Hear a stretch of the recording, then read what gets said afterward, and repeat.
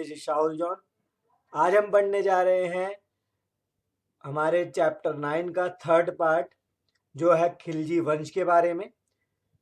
तो खिलजी वंश की ओर बढ़ते हुए सबसे पहले जो हमने प्रीवियस वीडियो में पढ़ा था वो ये देख लेते हैं कि मामलुक वंश में अंतिम शासक क्या हो गया था। यहाँ बलबन की मौत के बाद उसका पोता केकवाबाद गद्दी पे बैठ गया था और उसका बेटा जो बलबन का बेटा था कैमूर, उसने केकवाबाद को गद्दी से हटा दिया था और खुद 3 महीने तक ही रहा था। उसके बाद क्या हुआ, फिरोज जो उत्तर पश्चिम सेना का संचालन था, कैमूर को 1290 में मार दिया था उसने। ठीक है, तो उसके बाद से ही खिलजी कुलीनों के एक वंश ने खिलजी वंश की नींव रखी थी। तो अब हम पढ़ने जा रहे हैं खिलजी वंश के बारे में। खिलजी वंश चला था 1290 से 1320 ईस्वी तक। जलालुद्दीन खिलजी 1290 से 1296 ईस्वी तक इन्होंने शासन करा था और जलालुद्दीन खिलजी ने खिलजी वंश की नींव डाली थी। यानी खिलजी वंश के संस्थापक कौन है? जलालुद्दीन खिलजी। उन्होंने 70 साल की उम्र में गद्दी वो 70 साल की उम्र में गद्दी पर बैठे थे। ठीक है, तो आपको ध्यान रखना है खिलजी वंश की जो नींव थी वो जलालुद्दीन खिलजी ने डाली थी और उन्होंने 70 साल की उम्र में वो गद्दी पर बैठे थे। सिर्फ उन्होंने 6 साल तक ही शासन किया था। जैसा कि लिखा हुआ है, जलालुद्दीन खिलजी ने 6 वर्षों तक शासन किया। कब तक? 1290 से 1296 तक। उसने कड़े दंड वाली नीतियों का त्याग किया। वो जलालुद्दीन खिलजी ने जो कड़े दंड वाली नीतियां थी उसको त्याग कर दिया था। अपनी योग्यता के बल पर इसने सरे जहांदार शाही अंगरक्षक का पद प्राप्त किया था। तो जलालुद्दीन खिलजी ने कौन सा पद प्राप्त किया था? सरे जहांदार शाही अंगरक्षक, इनका पद उन्होंने प्राप्त किया था। और जो जलालुद्दीन खिलजी कौन थे? अलाउद्दीन खिलजी के चाचा थे और ससुर भी थे। ठीक है, आपको ये ध्यान रखना है। इनके बाद जो शासक बना जलालुद्दीन खिलजी के बाद वो थे अलाउद्दीन खिलजी, जिन्होंने 1296 से 1319 ईस्वी तक का शासन किया था। अलाउद्दीन खिलजी जलालुद्दीन खिलजी का भतीजा भी था और दामाद भी था। ठीक है, तो जलालुद्दीन खिलजी का कौन था? भतीजा लगता था। वो कौन भतीजा लगता था? अलाउद्दीन खिलजी जलालुद्दीन खिलजी का भतीजा लगता था और दामाद भी लगता था। ठीक है, क्योंकि उन्होंने जलालुद्दीन खिलजी की बेटी से शादी की थी। 1292 में भिलसा को अधीन करने के उपरांत कारा के साथ साथ उसे अवध का इक्ता प्रदान किया गया। और इक्ता, जैसा कि आपको पता है, इक्ता का मतलब होता था कि भूमि का समझौता करना, वेतन के बदले भूमि का समझौता, जो कि हमने प्रीवियस वीडियो में पढ़ रखा है। आप 1 और 2 वीडियो को प्लेलिस्ट में चेक कर सकते हैं। तो 1292 में भिलसा, जो कि विदिशा में है, को अधीन करने के उपरांत उसके साथ साथ अवध का इक्ता प्रदान किया गया था उनको। इक्ता मतलब जमीन का एक हिस्सा दिया गया था। वह अरीजीय मुमालिक के रूप में चुना गया। अरीजीय मुमालिक का मतलब अलाउद्दीन खिलजी को चुना गया युद्ध मंत्री के रूप में। 1296 में उसने जलालुद्दीन खिलजी की हत्या कर दी और उसकी गद्दी पर बैठ गया। अलाउद्दीन खिलजी ने ही अपने ससुर या अपने चाचा को ही, जो जलालुद्दीन खिलजी थे, उसको मारा था और उसकी गद्दी पर बैठ गया था 1296 में। उसने उलेमाओं का हस्तक्षेप बंद किया। उसने किसका हस्तक्षेप बंद कर दिया? उलेमाओं का।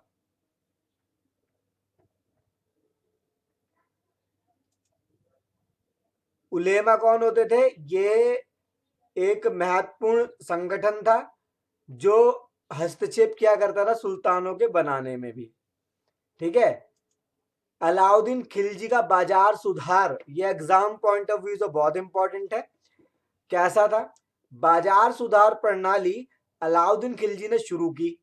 ठीक है, उसने आवश्यक वस्तुओं के मूल्यों में कमी कर दी कि जो जो मेन चीजें हैं जो इम्पोर्टेंट रखती है, जैसे कि गैस चूल्हा हो गया या प्याज हो गई, गेहूं चावल, ये सब चीजों में उसने कमी कर दी, मूल्य में कमी कर दी। वह गुप्तचर के द्वारा बाजार के बारे में जानकारी रखता था। वो जैसे सीआईडी होते हैं या गुप्तचर समझो है, सीआईडी बात एक ही है। तो उनके द्वारा ही वो बाजार के बारे में जानकारी रखता था। कौन रखता था? अलाउद्दीन खिलजी। इसने योग्य व्यक्तियों को ही सेना में भर्ती किया और साथ ही उन्हें वेतन के तौर पर रखा गया। अलाउद्दीन खिलजी ही एक ऐसा था जिसने व्यक्तियों को ट्रेनिंग दी थी सेना की, और वेतन दिया करता था उनको। यानी कि जो फिटफाट होंगे वो ही सैनिक बनेंगे और बाकियों को नहीं रखा जाएगा, जैसे कि पहले के शासक करते थे, जिस मर्जी को वो रख लेते थे सेना में। पर अलाउद्दीन खिलजी ने उन्हीं व्यक्तियों को रखा जो ट्रेनिंग में सही साबित हुए और सही निकले, और उनको वो सैलरी भी देता था। उसने हुलिया प्रणाली शुरू की। ये हुलिया प्रणाली क्या है? जिसमें सैनिकों के चेहरे, रंग रूप आदि का ब्यौरा रखा जाता था। जैसे कि कोई, किसी का चेहरा गोल है, किसी के चेहरे पे तिल है, वो कैसा दिखता है, ये सब एक डायरी में लिखा जाता था। तो अलाउद्दीन खिलजी ने जिससे ये हुलिया प्रणाली स्टार्ट करवाई थी, जिससे सैनिकों के बारे में पता चले हमारा सैनिक कौन है। ठीक है, तो कौन सी प्रणाली थी? वो हुलिया प्रणाली। उसने अपने घोड़ों की पहचान के लिए दाग प्रणाली को शुरू किया, और उसने साथ ही साथ उसने दाग प्रणाली को भी शुरू किया। दाग प्रणाली मतलब चिन्ह, जिसके द्वारा चिन्ह लगाए जाते हैं, जिसमें घोड़ों को चिन्हित किया जाता था ताकि उनकी पहचान हो सके। इसमें क्या होता था? घोड़ों को चिन्ह लगा दिया जाता था कि वो किसका घोड़ा है। ठीक है, जैसे कि अलाउद्दीन खिलजी ने अपने घोड़ों पर साइन लगवा दिया था, जो जो उनके घोड़े थे, जिससे पता चल जाता था कि उनके कौन कौन से घोड़े हैं। तो ये दाग प्रणाली थी जिसमें घोड़ों पर चिन्ह किया लगाया जाता था, और हुलिया प्रणाली में सैनिकों के चेहरे, रंग रूप के बारे में ब्यौरा रखा जाता था। अलाउद्दीन खिलजी द्वारा बनवाई गई इमारतें कौन कौन सी है? अलाउद्दीन खिलजी ने 1311 में दिल्ली की अलाई दरवाजे का निर्माण कराया, जो इस पर पूर्ण इस्लामी वास्तुकला का काम करती थी। तो 1311 में अलाउद्दीन खिलजी ने अलाई दरवाजा बनवाया था। और हौज खास जो दिल्ली में है, हौज खास दिल्ली शहर का एक क्षेत्र है, इसे अलाउद्दीन खिलजी के द्वारा ही स्थापित किया गया था। जो दिल्ली के अंदर हौज खास का क्षेत्र है, वो भी अलाउद्दीन खिलजी ने ही स्थापित किया था। चोर मीनार अलाउद्दीन खिलजी ने के शासनकाल में बनाई गई थी। ठीक है, तो चोर मीनार को भी अलाउद्दीन खिलजी ने बनवाया था। जमियत खाना को भी अलाउद्दीन खिलजी ने बनवाया था। श्री फोर्ट को दिल्ली में अलाउद्दीन खिलजी ने ही बनवाया था, और श्री फोर्ट भी है दिल्ली में, जो कि अलाउद्दीन खिलजी ने ही बनवाया था। फिर है गुजरात पर जीत। तो अलाउद्दीन खिलजी ने गुजरात पे कैसे जीत हासिल की? 1299 में अलाउद्दीन खिलजी के दो सेनापति उलुग खान तथा नुसरत खान ने गुजरात की ओर रुख किया, यानी कि वो गुजरात की ओर गए। कौन कौन गए? उलुग खान और नुसरत खान। गुजरात का शासक रायकरण जान बचाकर भाग गया तथा सोमनाथ मंदिर जीत लिया गया। जो गुजरात का शासक था रायकरण, जान बचाकर भाग गया था जब उलुग खान और नुसरत खान गुजरात पहुंचे थे, और उन्होंने फिर अलाउद्दीन खिलजी ने सोमनाथ मंदिर को जीत लिया था। किसकी सहायता से? उलुग खान और नुसरत खान को भेजकर। विशाल मात्रा में लूट का माल इकट्ठा किया गया था, और कई गुलामों को बंदी बनाया गया था। बहुत ज्यादा विशाल मात्रा में, बड़ी मात्रा में माल को लूटा गया और गुलामों को बंदी भी बना लिया गया, और यानी कि कैद कर लिया गया। उनमें से एक मलिक काफूर था, यानी कि जो बंदी बनाए गए थे, जो कैदी थे, उनमें से एक का नाम था मलिक काफूर।